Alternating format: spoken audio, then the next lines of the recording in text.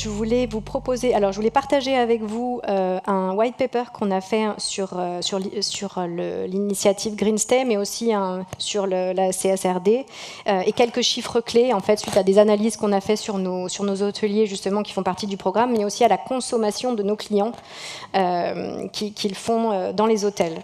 Et je vais partager avec vous quelques chiffres qui sont assez intéressants. En fait, justement, après une année, on va dire, d'exploitation totale, ce qu'on peut voir d'abord, c'est que consommer green n'est pas forcément plus cher. Donc ça, c'est les 17%. Donc ce qu'on se rend compte, c'est que nos hôtels Green Stay, quand nos clients réservent dans les hôtels Green Stay, ils sont en fait en moyenne 17%, ils ont un ADR 17% inférieur à ceux qui ne le sont pas. Donc on avait une conversation ce matin assez intéressante avec une acheteuse de chez Danone, justement, qui me disait « Oui, mais la sustainability, ça coûte cher ». Pas forcément, parce que quand on parle d'éco-responsabilité, on parle aussi, quelque part, de frugalité. On peut compenser, mais malheureusement, le nerf de la guerre, c'est aussi, effectivement, d'être frugal et de faire attention. Donc les hôtels qui sont Green Stay, et qui ont un très haut score sont souvent des hôtels assez neufs et qui sont assez frugaux en fait dans leur utilisation énergétique. Donc ça c'est le premier point. D'autres KPI qui sont assez intéressants, c'est l'impact aussi. En fait, on voit donc un 14% de réduction à persona même, donc des très très gros voyageurs. Une fois que vous avez mis en place toute l'initiative Green Stay, y compris dans les canaux de réservation, et ben on se rend compte que clairement les plus gros voyageurs fréquents, ils commencent à choisir petit à petit des hôtels green, et donc avec une décroissance de 14% sur le carbone. Et en totalité, ça fait moins 27%. Sur tous nos clients qui sont vraiment qui font très attention à ça. Mais ce n'est pas au détriment des hôteliers, parce que ce dont on se rend compte, c'est ces 22% de sélection supplémentaire des hôtels Green Stay. Donc effectivement, si un hôtelier est très soucieux et a une note vraiment très favorable, il est choisi beaucoup plus souvent, 22% de plus qu'un autre. Donc il n'y a pas d'impact non plus négatif, il n'y a pas d'impact négatif pour cet hôtel. Voilà. C'était une discussion qu'on avait eue avec Delphine. Donc voilà, c'était les quelques chiffres clés de cette analyse. Alors, avant de commencer la table ronde, je voulais vous demander de prendre vos téléphones et de scanner le petit QR code qui va vous donner une question sur quelle est l'importance aujourd'hui du Green Stay chez vous. Est-ce que ça marche ? Ça marche ? Alors, quelles sont les réponses ? Voilà, j'ai besoin de mes lunettes, je suis trop myope.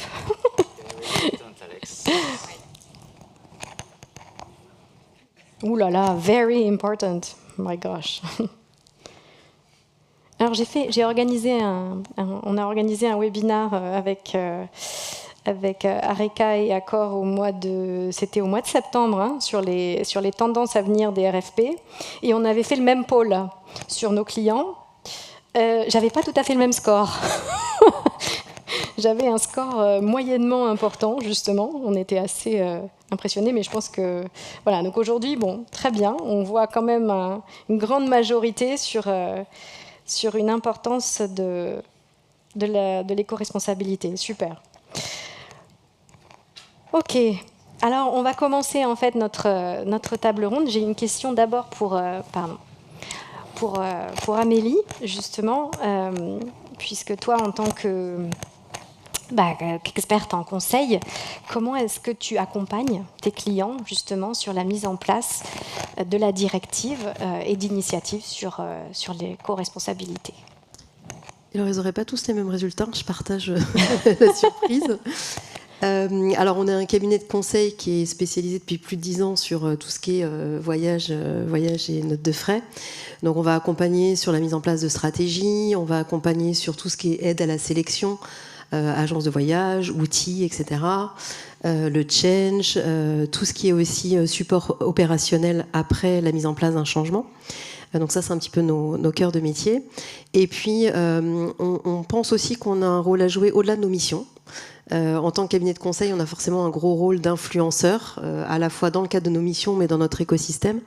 Donc on est aussi très impliqué dans le collectif pour les mobilités durables qui s'est créé cette année pour essayer de faire bouger un peu les lignes au-delà de ce qu'on va faire concrètement dans nos missions. Ouais, ce que tu m'avais partagé dans les sessions de préparation, c'est à quel point certains clients sont quand même un peu démunis ou n'y pensent pas forcément. Donc effectivement, et comment toi tu promouvais vraiment cette intégration dans les achats. Et plus précisément sur la partie CSRD, comment est-ce que tu peux les accompagner ? Alors, il y a un petit peu deux aspects. Il y a la partie CSRD pure sur comment faire du reporting, comment aller chercher les bonnes données, etc. Donc ça, j'ai envie de dire, ça se fait dans le cadre de tous les projets qu'on peut mener, puisque quelque part, quand on va mettre en place des nouveautés, il faut se poser la question, est-ce que ça va être dans la durée ? Est-ce que ça apporte un service voyageur ? Quel va être le parcours ? Est-ce que ça permet bien d'améliorer la productivité, l'efficacité, on va dire, des process ? Est-ce que ça fait faire des économies ? Et il y a quel est l'impact aussi qu'il peut y avoir sur la planète dans tout ce qui va être mis en place ? Et forcément, au cœur de tout ça, il y a aussi la data. Ça reste le nerf de la guerre. Pour piloter, comme on l'évoquait tout à l'heure, pour piloter les économies, savoir ce qu'on dépense, il faut de la donnée. Donc on va accompagner sur où sont les sources de données, est-ce qu'elles sont fiables, comment on met en place en fait quelque chose qui va être viable et pertinent, parce qu'on peut faire des milliards de choses avec la data, mais c'est aussi beaucoup de temps à côté. Et c'est quoi les plus gros challenges aujourd'hui de tes clients ?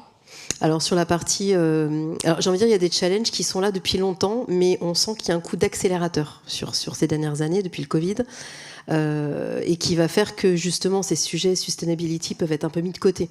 Il y a le fait que c'est quelque chose qui est très transverse dans l'entreprise. Il faut mettre autour de la table tout un tas d'interlocuteurs qui n'ont pas les mêmes enjeux, qui n'ont pas les mêmes temporalités, les mêmes objectifs. Ouais. Donc ça, on ne se rend pas compte, mais pour les personnes qui sont dans la partie travail dans l'entreprise, c'est très très prenant. On a un enjeu aussi qui est que on a des interlocuteurs qui ne sont pas spécialisés que là-dedans. Ils traitent des milliards d'autres activités à côté, en fonction des différents postes. Et donc forcément, on est face à une industrie qui est très complexe, qui évolue très vite. J'ai beaucoup aimé ce qui était dit tout à l'heure sur le fait que c'est un projet perpétuel. En fait, c'est pas tout d'un coup on met quelque chose en place et ça s'arrête. En fait, dans le travel, on est en mode projet tout le temps. Donc tout ça, c'est très prenant. Et ça s'accélère sur ces dernières années avec les recentralisations, les changements au niveau du marché, les changements de modèle économique aussi. Donc ça, c'est un peu le quotidien des personnes qui sont dans le travel dans l'entreprise. Donc c'est compliqué parfois de sortir la tête de l'eau et de se dire qu'est-ce qui est stratégique, comment je dois réfléchir, où on doit être dans 5 ans. Donc nous, on va les accompagner sur ces aspects-là, de se dire, OK, là, à court terme, il y a des besoins dans le cadre d'un RFP, mais quels seront potentiellement les besoins sur lesquels vous aurez envie d'être accompagné d'ici quelques années. Et même si vous ne les connaissez pas encore, comment vous allez choisir des partenaires qui seront à la hauteur, en fait, qui auront la capacité, en fait, à avancer aussi vite que vous pour vous accompagner. Donc ça, c'est un des challenges sur lesquels on va potentiellement accompagner. Ok, merci beaucoup. Je vais demander à Frédéric de m'aider. Merci Amélie pour ton point de vue du côté consulting. Isabelle, l'équipe procurement de HRS, dont je fais partie, vous accompagne aujourd'hui dans la négociation du programme hôtelier 2025. Ce que j'ai pu voir, c'est que vous avez déjà pris la question de l'éco-responsabilité à bras-le-corps. Est-ce que vous pourriez nous expliquer comment vous avez intégré cet élément dans votre stratégie achat ? Alors, l'intégration dans la stratégie achat remonte finalement à l'essence même de ce qu'est le groupe EDF, de ce qui motive son activité. On est par essence un énergéticien qui produit de l'énergie décarbonée. Ça a été conforté par la COP28 qui reconnaît donc l'énergie nucléaire comme une énergie décarbonée, à laquelle on associe bien sûr les énergies renouvelables. Aujourd'hui, l'enjeu d'EDF, c'est de développer des nouvelles capacités pour répondre aux nouveaux usages qui ne devront plus trouver leur énergie dans les énergies fossiles, mais dans l'énergie électrique décarbonée que nous produisons. Donc c'est un énorme enjeu. Donc, si c'est un fait que nous produisons et que nous allons encore produire davantage décarbonés, il nous faut aussi, bien sûr, décarboner nos achats qui font partie intégrante de la valeur ajoutée que nous créons.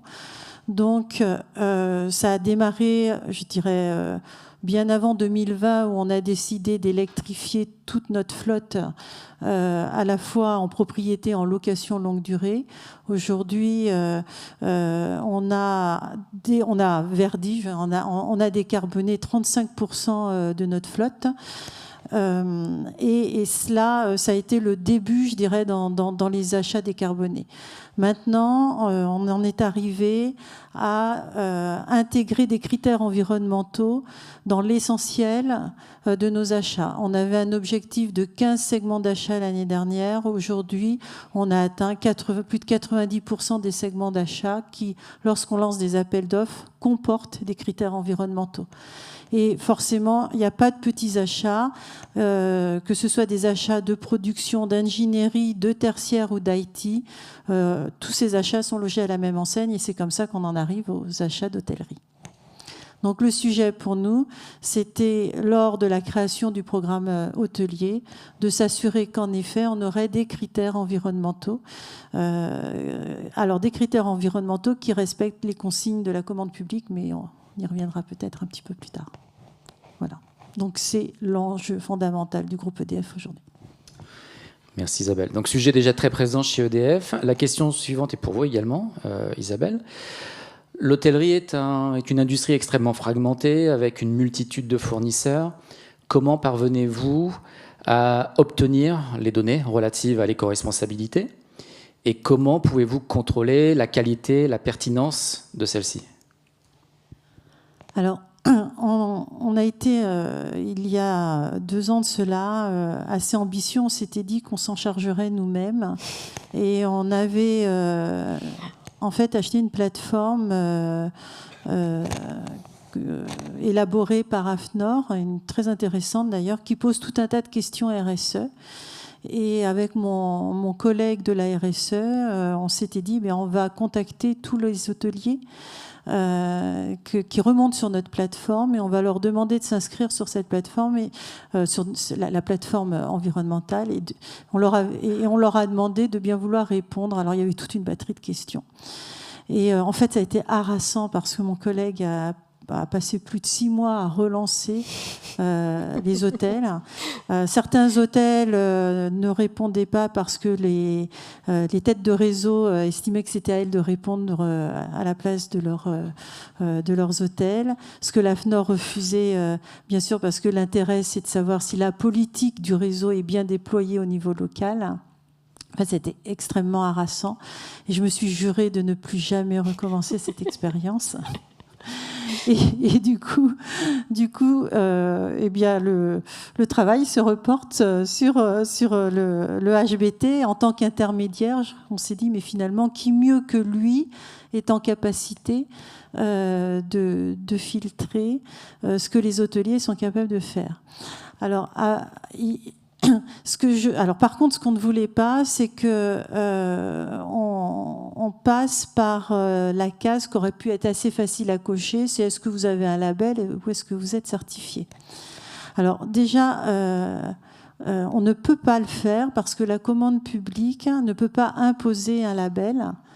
Elle est obligée de demander, avez-vous... Si d'aventure vous voulez poser la question, c'est label ou équivalent, parce qu'on ne pourrait pas s'interdire un hôtel qui aurait des démarches tout à fait respectables, mais qui pour autant n'aurait pas été certifié ou labellisé.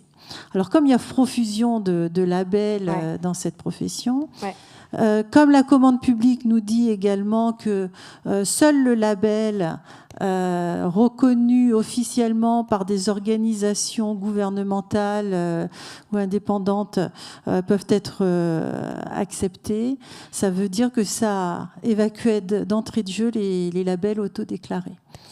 Donc, ce qui est intéressant pour nous, c'est d'extraire finalement des certifications, des labels, les critères qui font sens chez nous. Et ce qui fait sens chez nous, c'est ce qui va nous permettre de réduire de 30% nos émissions carbone à horizon 2030. Donc du coup, je me suis tournée vers HRS et je leur ai demandé comment vous êtes en capacité de mener cette action pour pouvoir répondre à notre questionnement. Merci beaucoup. Delphine, ma question suivante est pour toi. On voit que pour EDF et également pour d'autres entreprises sont déjà très engagées sur l'aspect éco-responsabilité, ou en tout cas c'est important comme le pôle d'Alexandra vient de le montrer. Comment la chaîne BNB apporte-t-elle cette transparence aux entreprises et quels sont les challenges que tu rencontres ? Alors déjà, ce qu'il faut savoir, c'est que le sujet RSE, il est très important au sein du groupe BNB. On a une équipe aujourd'hui en place qui est très motivée et grandissante depuis 2023. On a à la tête d'ailleurs de cette équipe une personne qui reporte directement à notre CEO pour justement être au plus près de l'attention et des retours qui sont donnés. L'organisation est maillée, donc comme je le disais, du COMEX directement aux opérationnels. Et on a des personnes qui sont mobilisées partout dans le monde. On parle de plus de 800 sites qui sont représentés par des personnes qui sont dans l'action et dans la volonté d'aller récupérer le maximum de données et de data le plus précis, le plus fiable et le plus actionnable également. On a une partie donc reporting. Cette partie reporting, elle est utilisée par un outil que BNB utilise aujourd'hui par un prestataire qui s'appelle Texania, qui est un outil de reporting, de collecte de données, de pouvoir analyser ces données et d'avoir une notion de performance par rapport à ça. Ces performances chez BNB, elles sont évidemment très importantes. On a une centaine de KPIs qui sont aujourd'hui exigés et sur cette centaine, on a la moitié qui sont représentés par des sujets environnementaux. Voilà, aujourd'hui, on a des outils également de certification. La certification, elle est importante. Je pense, comme vous le savez, les certifications sont renouvelées tous les 3 ans. Aujourd'hui, BNB a créé une certification qui a été reconnue, validée par un organisme certifié, on va dire, RSE dans le monde de l'hôtellerie. Nous, on va plus loin encore que ça. On va auditer nos hôtels tous les ans pour justement apporter ce soutien et avoir ce contrôle, on va dire, d'action et de performance au quotidien. Aujourd'hui, on a 90% de nos hôtels qui sont labellisés. Alors, c'est pas 100%, c'est sûr. 100% difficilement atteignable aujourd'hui, puisque on est un groupe aujourd'hui qui évolue à vitesse grand V et qui investit énormément d'hôtels.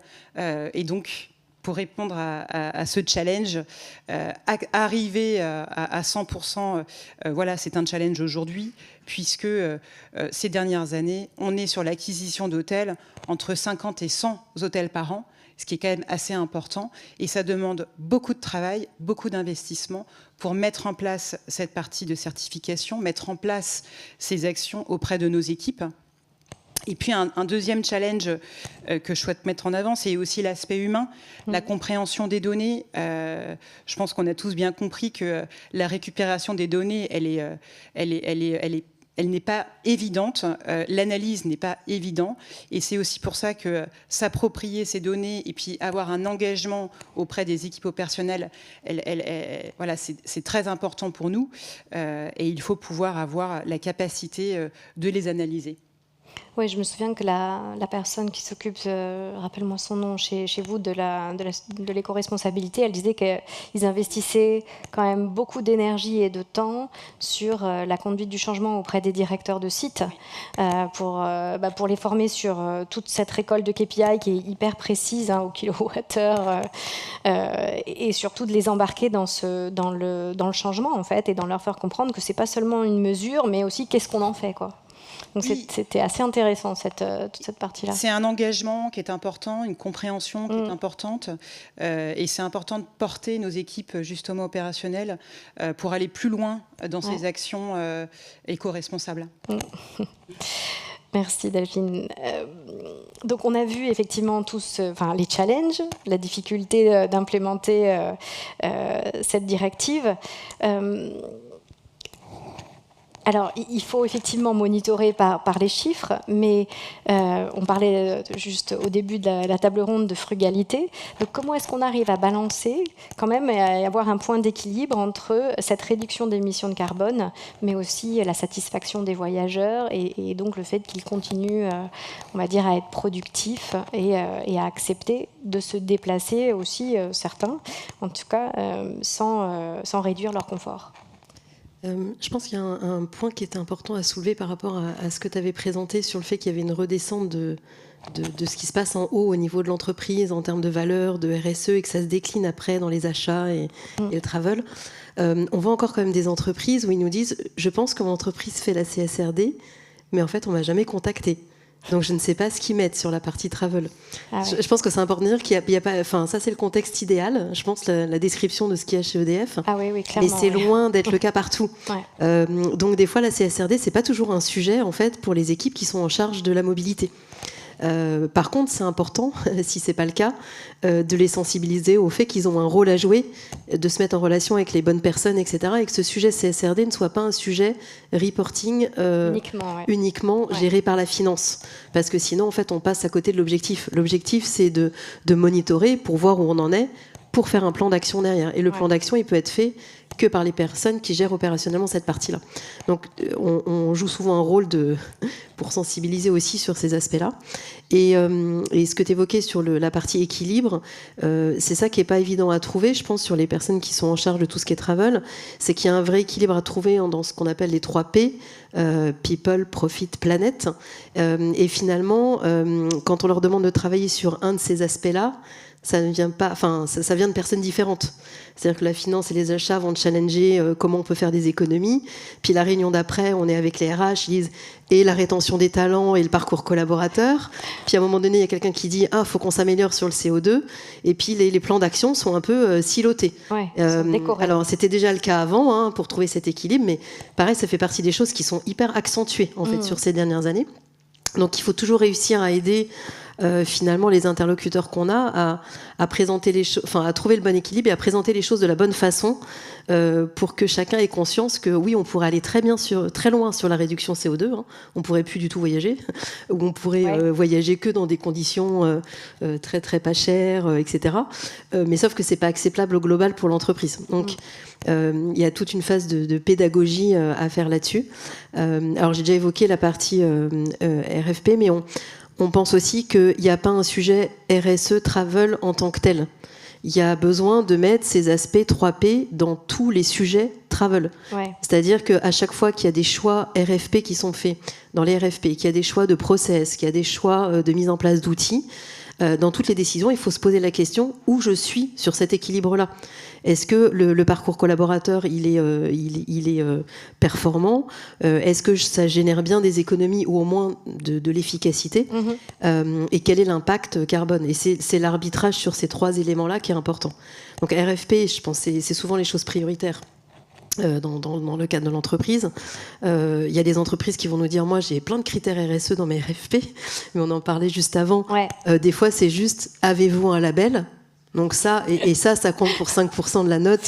On n'est pas dans une démarche RSE, voilà, enfin on peut pas Donc c'est vraiment comment je m'assure que je choisis des fournisseurs qui vont me créer de la valeur dans la durée, être dans un accompagnement quand on va avoir besoin d'évoluer sur certains sujets, donc vraiment dans la durabilité dans la relation aussi. Ça c'est la partie RFP est plus évidente à travailler, mais il y a aussi tout ce qui est politique voyage.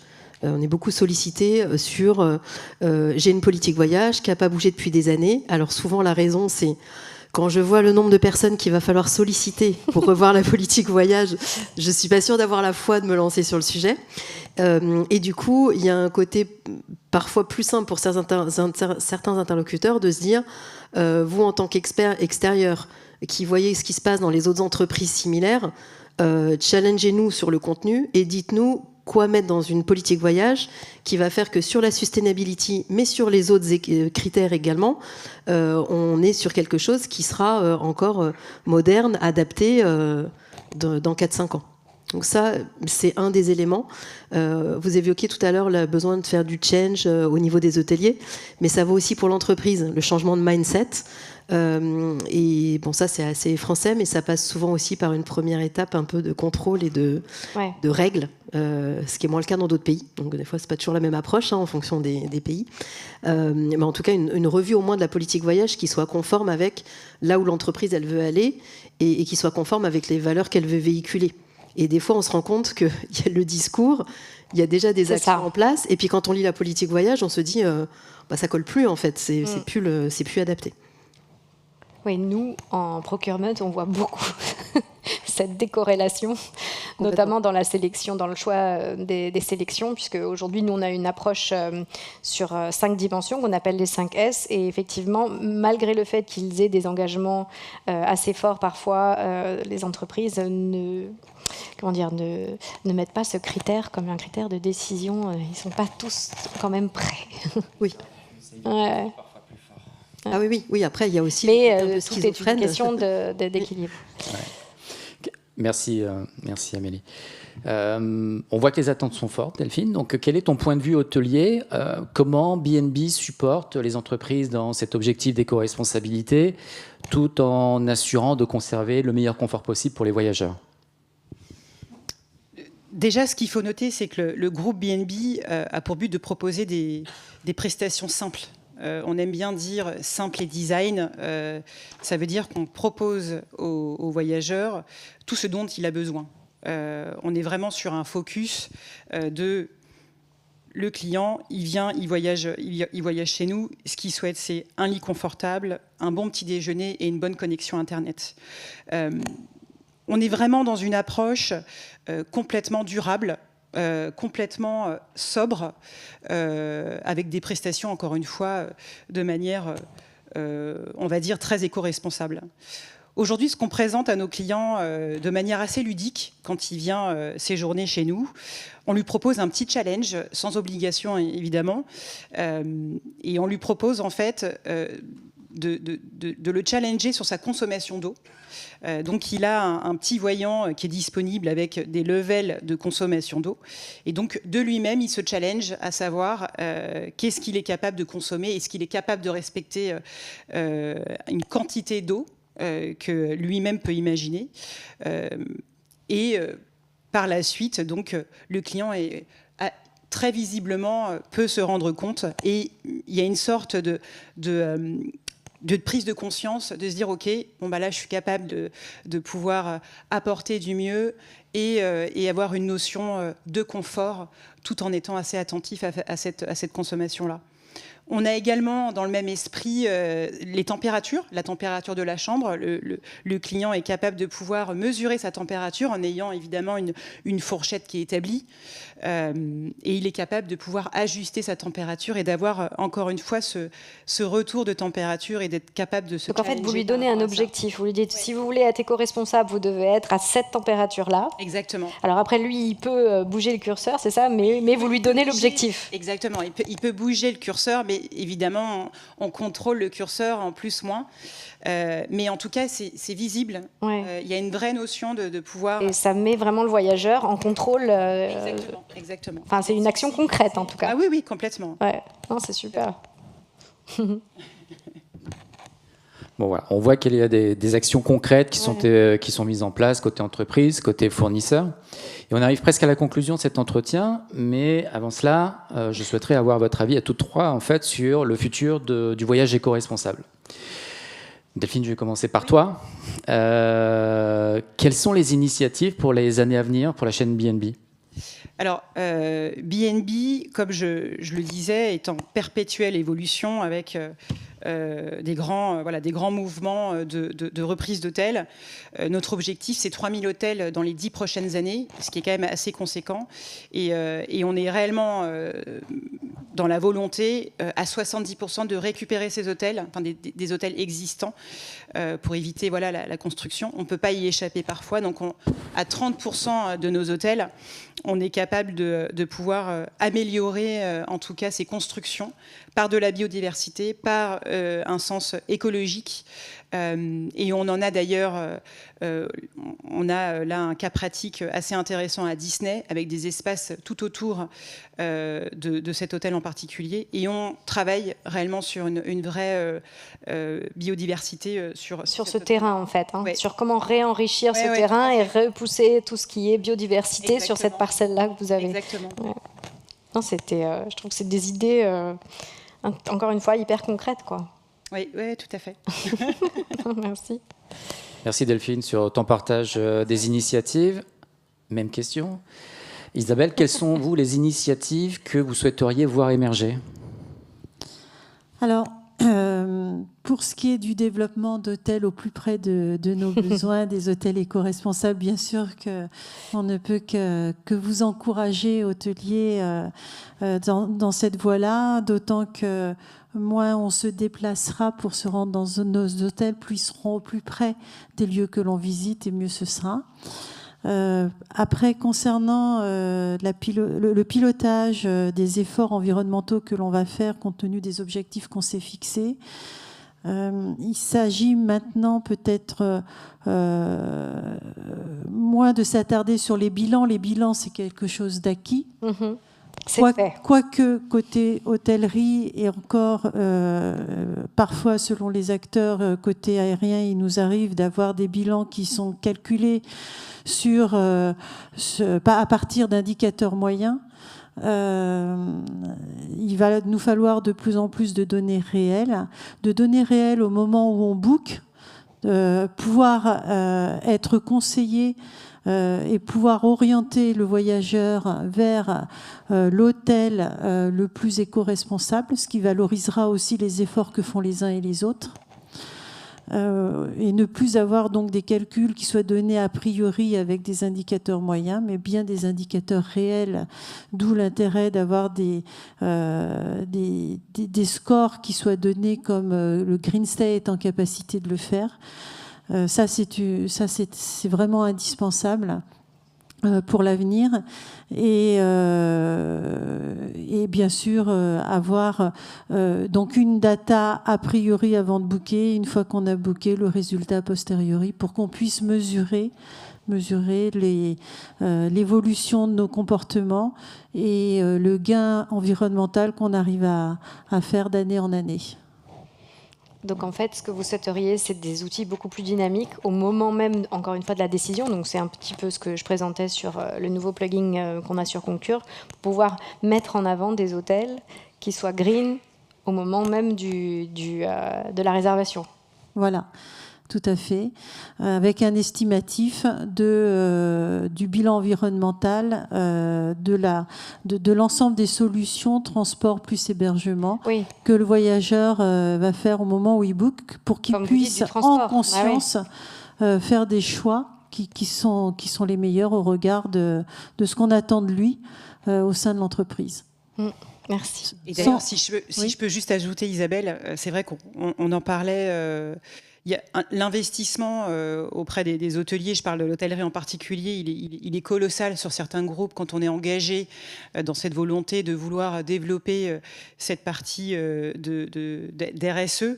C'est important aussi que ce soit visible et que les voyageurs puissent se rendre compte aussi de cet investissement et qu'on puisse aussi peut-être être parfois récompensé ou en tout cas valorisé par rapport à ces engagements sur des actions mises en place. Oui, ce que tu disais, c'est que l'hôtel évite d'être pénalisé parce qu'au cas où, ça lui donnerait une base de coût plus élevée et de ce fait un prix légèrement plus élevé.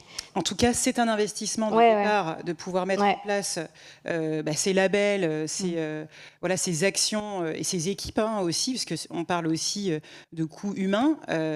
Et je pense que c'est important de distinguer parfois c'est l'investissement de certains groupes hôteliers plutôt que d'autres. Ouais, alors ça, on le fait déjà Orienter parce les que voyageurs. là, on est en train de bâtir un programme hôtel et le programme hôtel se base sur une sorte d'analyse multicritère qui mixe à la fois le prix et des critères qualitatifs environnementaux. Alors, je dis environnement pour faire court, en fait, hein, mais il y a les 5 S qui sont présents, auxquels on a donné un poids. Ouais. Et donc, c'est un filtre, finalement, qui va permettre de hiérarchiser les choix. Ça, c'est une première chose par rapport au programme hôtel. Après, par rapport à l'intégralité de l'hôtellerie qui va remonter sur l'outil, il y a le marquage, enfin l'affichage qui doit être présent. Alors, est-ce que pour moi, la feuille verte, c'est un bon début, mais demain, c'est un petit peu plus ce que l'on attend et qui va répondre à ta préoccupation. C'est qu'en effet, quand je choisis un hôtel, quand je choisis un avion, sur une même OD, sur un même quartier, je dois être en capacité de pouvoir dire celui-là est mieux que celui-là. Ouais. Et j'ai un bilan chiffré. Et on en passe par le chiffrage, nécessairement. Alors, est-ce que c'est uniquement des émissions CO2 ? Ça pourrait être un peu réductrice par rapport à tout ce que comprend la RSE, mais peut-être qu'il y a un score à monter. Mais en tout cas, ce qui est important, c'est que le calcul ne soit pas celui de l'hôtelier, mais soit celui de l'outil ou de son tiers de confiance qui fait le calcul, de façon à pouvoir intercomparer sur les mêmes bases toute cette offre qui nous remonte dans les outils. Nous, on a aujourd'hui 2 clients qui nous demandent en fait de créer leur propre score avec donc toute la data Greenstay selon leur grille à eux, et donc ça permet d'obtenir un chiffre et un score. Donc ça, c'est tout à fait effectivement possible en suivant votre politique en fait à vous RSE. C'est possible, ouais. Merci Isabelle. Et d'un point de vue consulting, moi je suis plutôt curieuse d'entendre, à ton avis, quelles sont les nouvelles tendances justement sur l'éco-responsabilité. Alors, je fais écho à ce que vous disiez. Je pense que le voyageur, il est de plus en plus au cœur des sujets, parce qu'au fur et à mesure des années, on voit bien que c'est de plus en plus lui qui est acteur en fait des choix. Donc on peut mettre en place tous les contrôles, tous les outils du monde. À un moment donné, c'est lui qui va choisir potentiellement son hôtel ou autre prestation. Donc il y a un enjeu à comment l'influencer. Et en fait, on l'influence de la meilleure façon en lui offrant aussi le meilleur confort et le meilleur parcours. C'est un peu la contrepartie. Et donc, il va y avoir aussi un enjeu data beaucoup plus important. Alors, pour les aspects CSRD, pour pouvoir optimiser, capter la bonne info au bon endroit, etc. Mais aussi sur comment orienter le voyageur en customisant de plus en plus, en fait, son parcours et les règles qui vont lui être appliquées. On peut imaginer que pour aller encore plus loin, pour optimiser et savoir si le voyage il est vraiment nécessaire ou dans quelles conditions il doit se faire, on peut peut-être plus avoir une règle unique qui va être la même pour tout le monde pendant 5 ans. Peut-être qu'il va falloir aller plus loin en fonction du nombre de fois où il a voyagé, en fonction de la durée du voyage, en fonction du profil qu'il a. Enfin, on pourra aller très loin en fait, mais c'est pas possible de le faire sans capter un gros volume de données. Et je pense que la donnée aujourd'hui existe, mais elle n'est pas exploitée et elle est très éclatée en fait sur différents acteurs. Mais on peut imaginer, je reprends l'exemple qu'il y avait sur le maïs, on pourrait imaginer aussi à un moment donné que, au lieu de se dire je vais chercher pour organiser un événement en Grèce ou en Italie, j'ai plutôt dire voilà tous mes participants, c'est quoi concrètement le meilleur endroit pour optimiser les coûts, le CO2, etc., où il faut qu'on se retrouve. Donc il y a plein de déclinaisons comme ça possibles. Pareil sur optimiser les réunions en interne pour choisir les bons endroits.